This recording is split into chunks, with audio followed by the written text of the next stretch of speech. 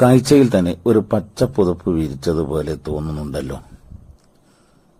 ഒന്നും രണ്ടുമല്ല, കൈരളി ഇനത്തിൽപ്പെട്ട 10,000-ഓളം മികച്ച കുരുമുളക് തൈകളാണ് ഇവിടെ 6x6 പോളിത്തീൻ ബാഗുകളിലായി തയച്ചു വളർന്നു നിൽക്കുന്നത്.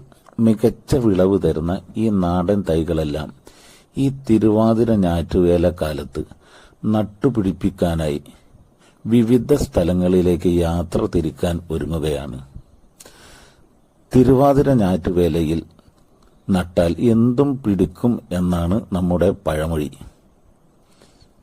നമ്മുടെ ഈ കൈരളി തൈകൾ വൻ വിജയം കൊയ്യട്ടെ.